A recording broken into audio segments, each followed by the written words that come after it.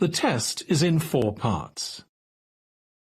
At the end of the test, you will be given 10 minutes to transfer your answers to the answer sheet.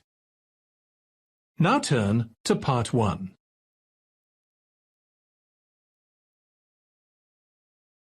Part 1. You will hear a man called Tim and a woman called Laura discussing preparations for their holiday. First, you have some time to look at questions 1 to 6.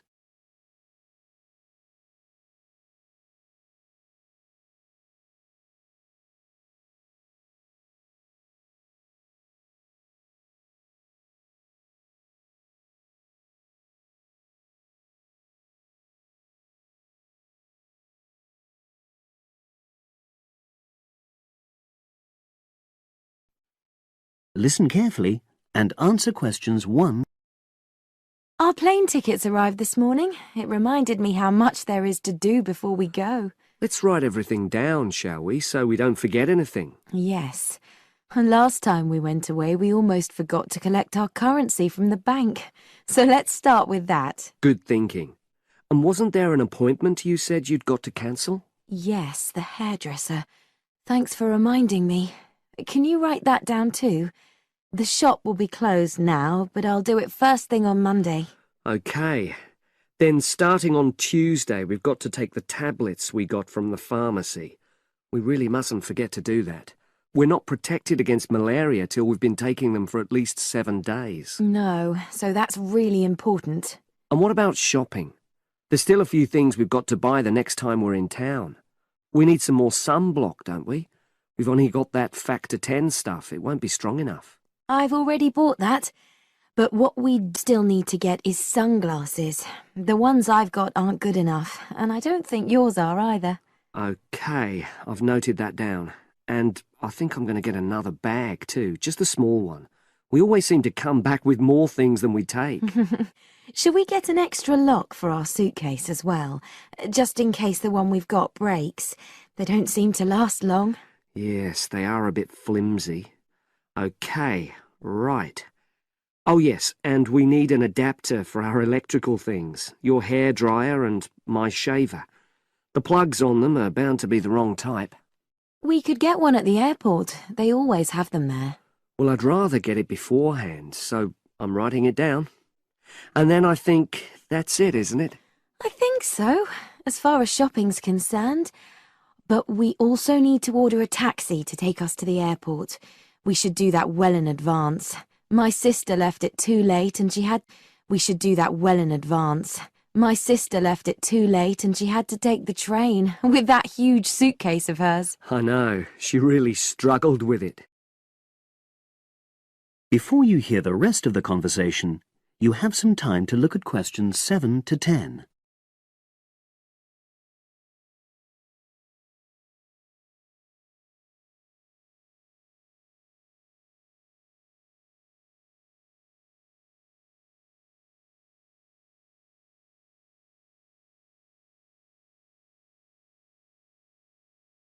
Now listen and answer questions 7 to 10. Now let's see. Your mother said she'd come in regularly while we're away, so what do we want her to do? I'll write some instructions and we can give them to her tomorrow. Good idea. Well, the cat's the main thing. OK. Feed the cat. Feed the cat.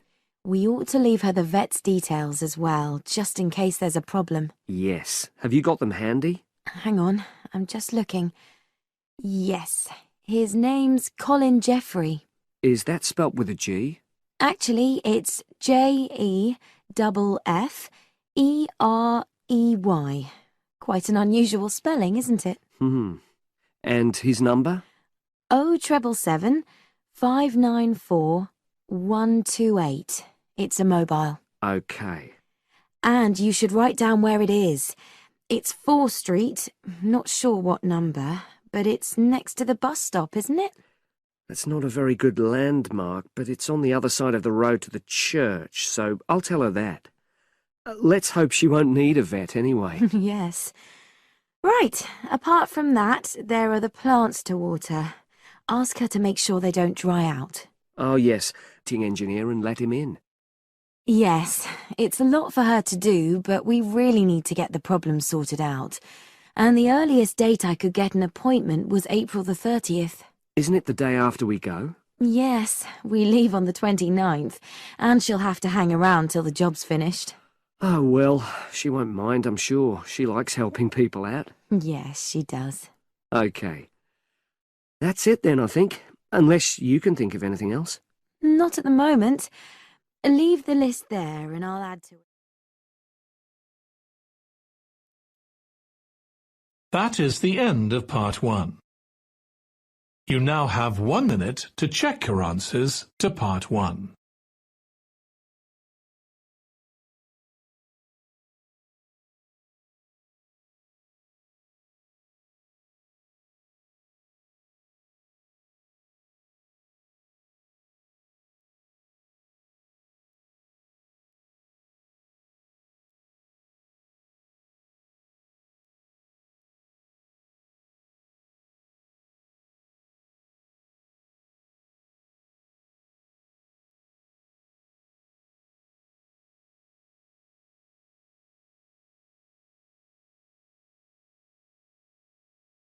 Part 2.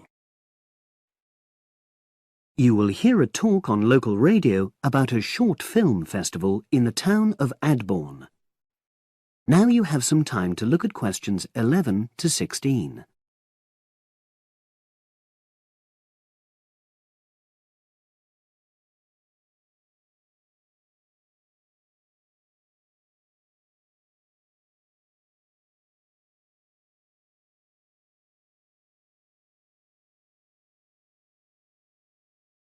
Now listen and answer questions. Today we're pleased to have on the show Fatima Johnson, who is the organiser of the Adbourne Film Festival. Welcome, Fatima. Hello. Can you tell us a bit about the background to the festival and what it brings to the town? Well, the festival was started in 1996 by the then Mayor of Adbourne, Joanne Smith. She wasn't a filmmaker herself. She'd actually been a very energetic tourism development officer for many years. But Adbourne had run a classical music festival, which had been becoming less and less popular in recent years. Joanne was looking around for something to replace it, and to use funds allocated to it to promote something which local people can enjoy. Great. So, tell us about the festival nowadays. Well, it's held in the last 2 weeks of August every year, and short films from all over the world are shown in 3 places, in the theatre and our 2 cinemas. Several films are shown in 1 performance, and the whole thing lasts about 90 minutes. Tickets are very reasonably priced. Under 12s used to get in for 50p, but now we charge just £1, which is still very good value. £1.50 for students and £2.50 for everyone else. Performances are advertised all round town and also on our website, www.adbournefest.com. If you're interested in attending any performance, you can buy tickets online, of course. And you can also get them in the library, which is right next to the main shopping area.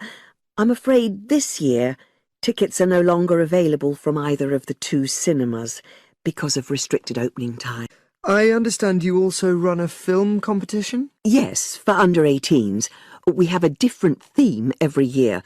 Last year, for example, the theme was Future Planet, and the winner was a 10-minute documentary encouraging youngsters to be more aware of environmental issues, focusing on getting school kids to cycle to school instead of going by car. This year, the theme is Sporting Nation, so there'll also be lots of ideas to choose from. Now, we're always on the lookout for new local talent, so if you live in the Adbourne area and are under 18, you should have a go. We have an excellent prize every year donated by local businesses, shops, hotels, etc. This year, you can win a high-spec movie camera worth over £800. Application forms are on the website, And the deadline for sending in your film to enter the competition is the last day of July. It's May now, so you'll have the whole of June to be working on it. Now you have some time to look at questions 17 to 20.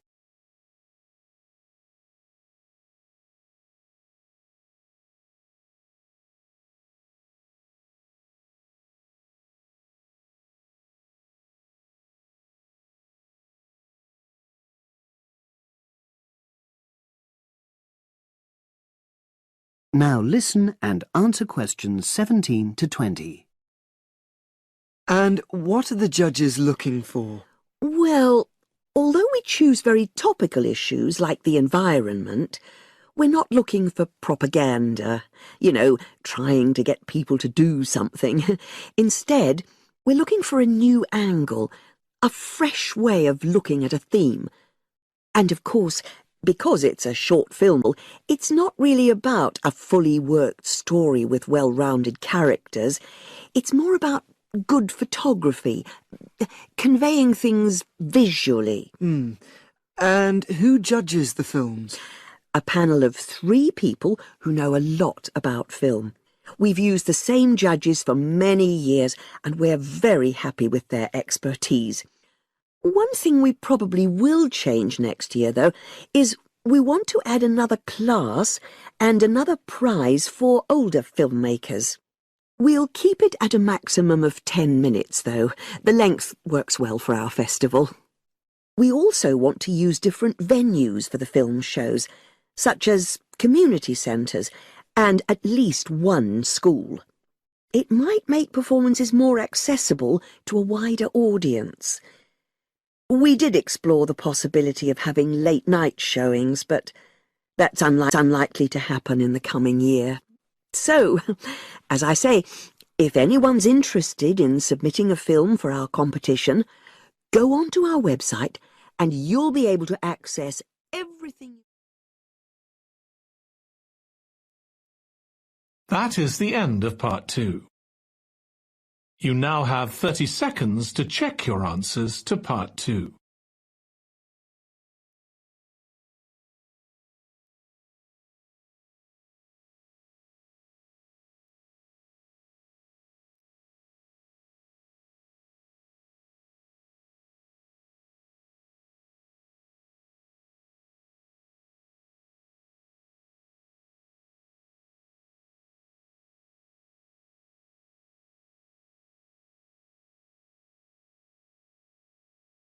Part 3.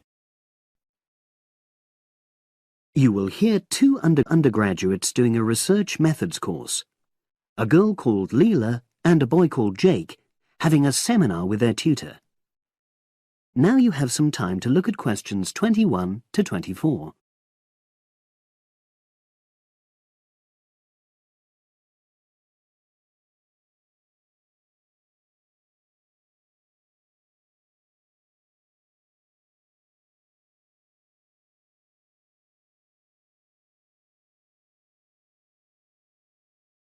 Now listen and answer questions 21 to 24. So the task I gave you both was to choose an article about a small-scale research project. Yes. You were then required to try to reproduce the research procedures in your own context, i.e. try it out for yourselves. Yeah, and that's what we've done. Great. So I'd like you to tell me a bit about the article. Well, the article's written by 2 university lecturers who had started using crosswords to help their students revise terminology for exams. And the crosswords were designed and set on computers. And we selected the article because, well, it seemed an accessible topic, even though we weren't familiar with the technique. You know, using IT to design crosswords for higher education. That's a good reason. So these lecturers wanted to see how well this innovation was received by their students. Yes. So how did you go about reproducing the research? Well, we drew up a list of terms from one of our own modules and designed a crossword for revising these terms. Then we asked our classmates to try out the crossword and give us feedback, their opinions on how they felt about using the technique. Was it easy to find participants? It wasn't easy at first, but then we convinced them that taking part in the research, they were actually benefiting themselves by preparing for an exam which is coming up later this term. And it worked. Good. So how did you find out what the students thought about doing the crosswords? A questionnaire.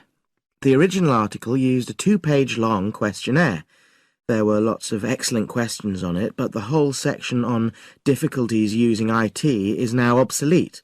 Old-fashioned, even though it had only been written a couple of years ago. So you designed a shorter version? Yeah. Then we sent it to the 40 students by email and got 28 replies. I was taken aback by the fact that everybody we talked to thought this was a good return. I mean, the responses were well written. You know, people had taken a lot of care, but I was really disappointed with the low numbers. Yes, an important lesson to learn for an apprentice researcher. Yeah. Now you have some time to... Apprentice researcher. Yeah. Now you have some time to look at questions 25 to 30.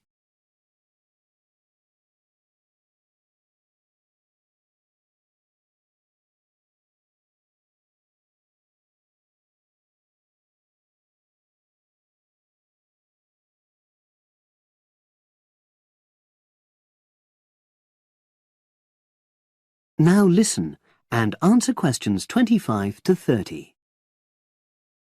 So what results did you get? Well, basically, the responses were extremely positive.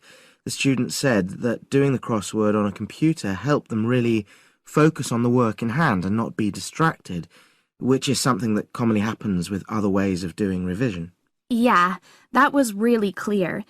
But something that struck me was that having fun hardly featured in their responses, nor did anything to do with spelling of hard words, which I thought would be an obvious benefit. No?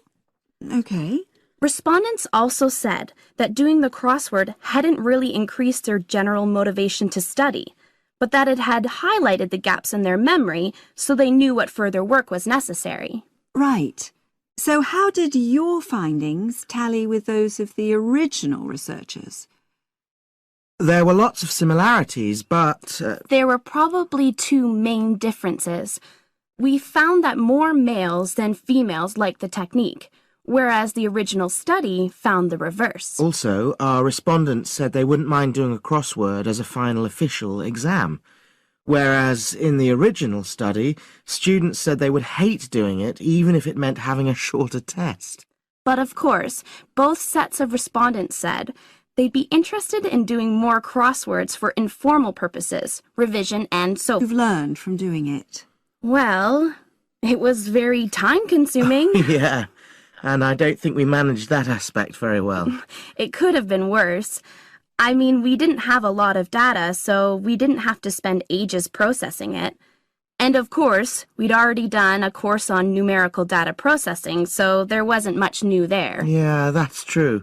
Anyway, I think we designed our questions well so that they gave us manageable data.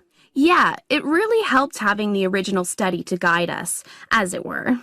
And that helped us to see what a good research instrument is. What a good questionnaire should be like. Absolutely. We got a lot from that. But when we were writing up the project, I'm not sure whether we'll know how to acknowledge the work of the original study. You know, our referencing. No, that's something we'll both have to work on in the future. Actually, that part's been great. Finding ways to share and support another person. That's the real plus from the project. Learning ways to do that. Well, it's obviously been very successful. That is the end of part 3. You now have 30 seconds to check your answers to part 3.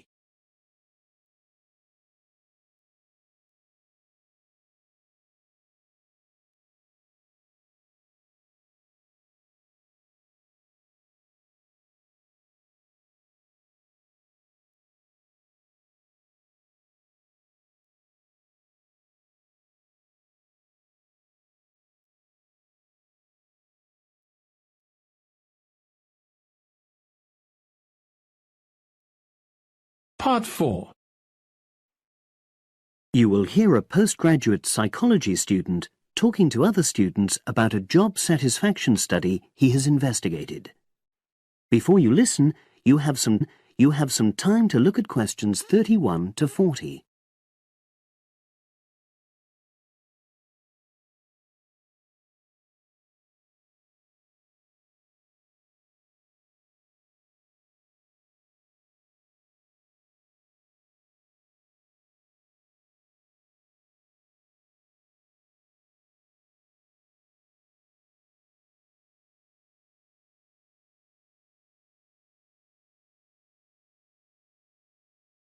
Now listen and answer questions 31 to 40.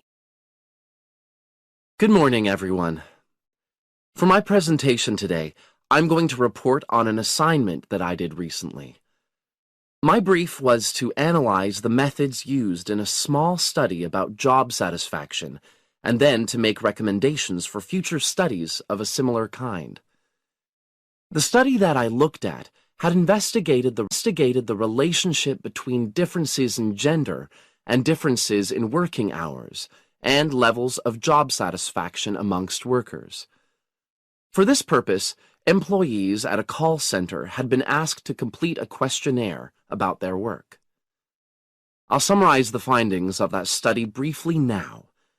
First of all, female full-time workers reported slightly higher levels of job satisfaction than male full-time workers. Secondly, female part-time workers reported slightly higher levels of satisfaction than female full-time ones did. On the other hand, male part-time workers experienced slightly less job satisfaction than male full-time workers. But although these results seemed interesting and capable of being explained, perhaps the most important thing to mention here is that in statistical terms, they were inconclusive. Personally, I was surprised that the findings hadn't been more definite, because I would have expected to find that men and women, as well as full and part-time workers, would experience different levels of satisfaction. So I then looked more carefully at the methodology employed by the researchers to see where there may have been problems. This is what I found. First of all, the size of the sample was probably too small. The overall total of workers who took part in the survey was 223, which sounds quite a lot, but they had to be divided up into subgroups. Also, the numbers in the different subgroups were unequal. For example, there were 154 workers in the full-time group, but only 69 in the part-time group. And amongst this part-time group, only 10 were male, compared to 59 who were female. Secondly, although quite a large number of people had been asked to take part in the survey, the response was disappointingly low. A lot of them just ignored the invitation. And workers who did respond may have differed in important respects from those who didn't. Thirdly, as the questionnaires had been posted to the call center for distribution, the researchers had had very limited control over the conditions in which participants completed them. For instance, their responses to questions may have been influenced by the views of their colleagues. All these problems may have biased the results. In the last part of my assignment, I made recommendations for a similar study, the problems that I've just mentioned. Firstly, a much larger sample should be targeted, and care should be taken to ensure that equal numbers of both genders and both full and part-time workers are surveyed. Secondly, the researchers should ensure that they are present to administer the questionnaires to the workers themselves. And should they require the workers to complete the questionnaire under supervised conditions so that the possibility of influence from other colleagues is eliminated. Finally, as workers may be unwilling to provide details of their job satisfaction when they are on work premises, it's important that the researchers reassure them that their responses will remain confidential, and also that they have the right to withdraw from the study at any time if they want to. By taking measures like these, the reliability of the responses to the questionnaires is likely to be increased, and any comparisons that are made are likely to be more valid. So, that was a summary of my assignment. Does anyone have any questions? That is the end of part 4. You now have